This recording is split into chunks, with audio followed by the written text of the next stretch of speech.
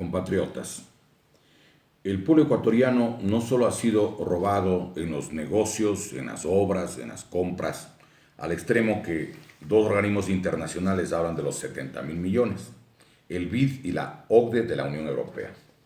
Hay otro robo que es mucho más grande, que significa que el Ecuador perdió el petróleo, las minas de oro, las minas de plata, las minas de cobre, perdió la telefonía celular durante 15 años, ha perdido además el control de los puertos, el puerto Bolívar 60 años, el puerto de Pozorja 50 años, el puerto de Manta 40 años, el puerto de Providencia en la provincia de Sucumbíos durante 30 años.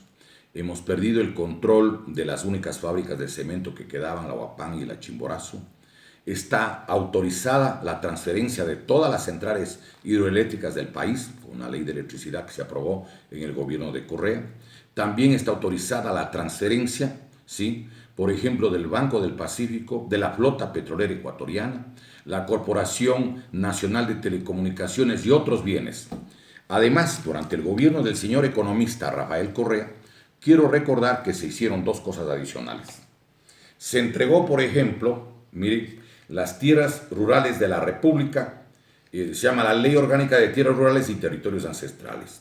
Se publicó en el suplemento del día lunes 14 de marzo del 2016. En el artículo 20 permite que las tierras rurales del Ecuador pueden venderse a empresas privadas, a multinacionales, porque era gobierno de las multinacionales, al servicio de ellas, y también a empresas estatales de otros países, que podría ser garantía de créditos que estaban pidiendo. Y también el gobierno del señor economista Correa entregó las 200 millas del mar territorial del Ecuador a través de lo que significa la Convemar.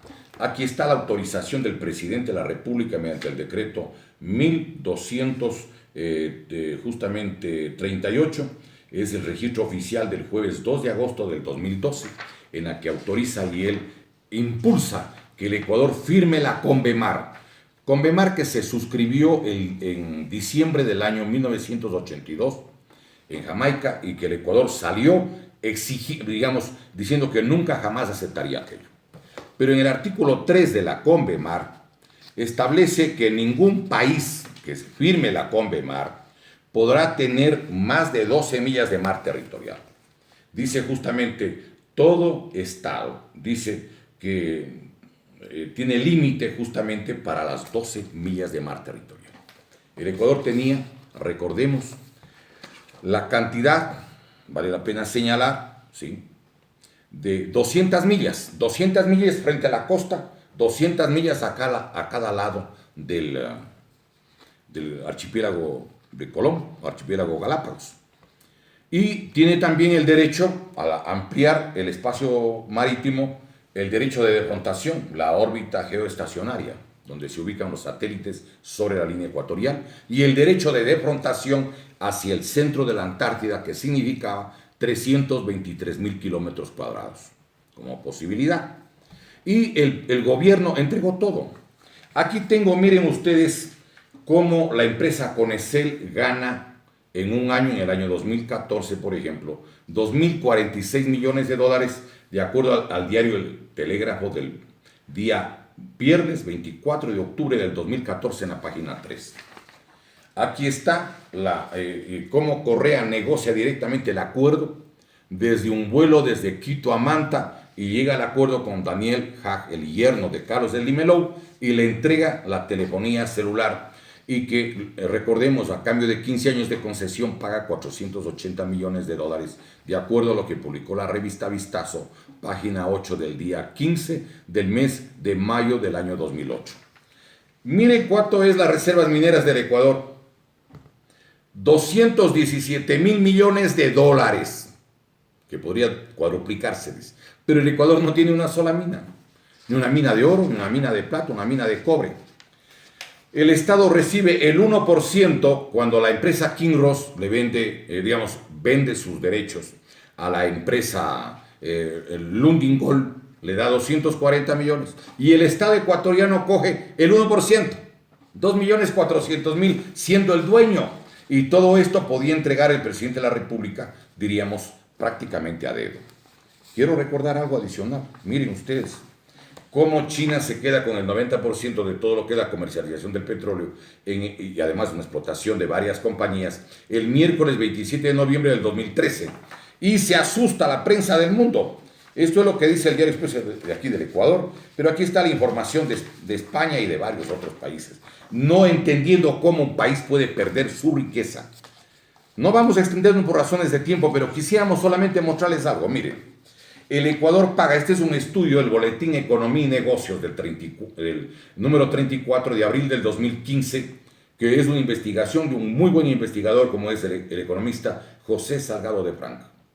Y resulta que el Ecuador paga para que saquen cada barril de petróleo, por ejemplo, a la empresa Paz-y-Petrol, el bloque 2, y le paga, digamos, es hasta el año 2026 del contrato, $58 el barril.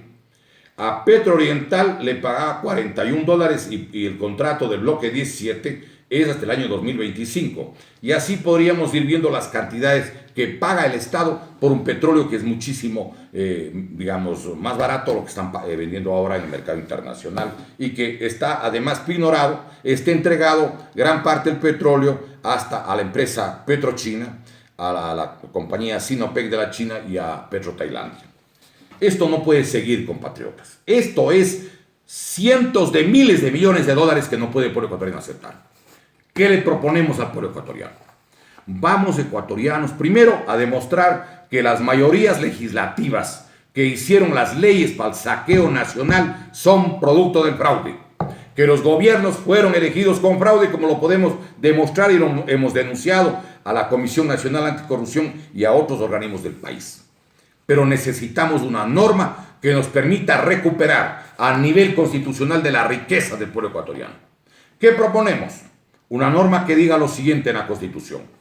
El pueblo ecuatoriano recupera para sí la propiedad absoluta y control exclusivo, así como la titularidad patrimonial inalienable e intransferible del petróleo, minas, tierras raras y gas ubicados en el territorio de la República, en sus aguas territoriales y mar adyacente, así como el sector eléctrico, telecomunicaciones, biodiversidad, agua potable, agua de riego, ríos, vertientes, riberas y playas, puertos, aeropuertos y carreteras de todo el país.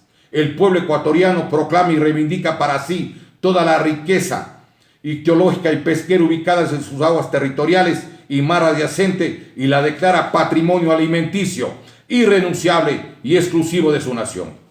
Las tierras de la República y los territorios ancestrales son propiedad y patrimonio de los ecuatorianos y es un elemento fundamental e intransferible, imprescindible para garantizar la soberanía alimentaria de la sociedad. Los ciudadanos extranjeros residentes en el Ecuador solo podrán disponer de superficies que no superen las 50 hectáreas y en ningún caso en áreas cercanas a la frontera en una franja de 50 kilómetros. Esta redacción está basada, tiene el sustento de la resolución 1803 de la Asamblea General de las Naciones Unidas del día 14 de diciembre del año 1962. Es la resolución relativa a la soberanía permanente de los estados sobre los recursos naturales y que reconoce el derecho de los pueblos y las naciones a la soberanía permanente sobre las riquezas y recursos naturales en interés del desarrollo nacional y del bienestar del pueblo.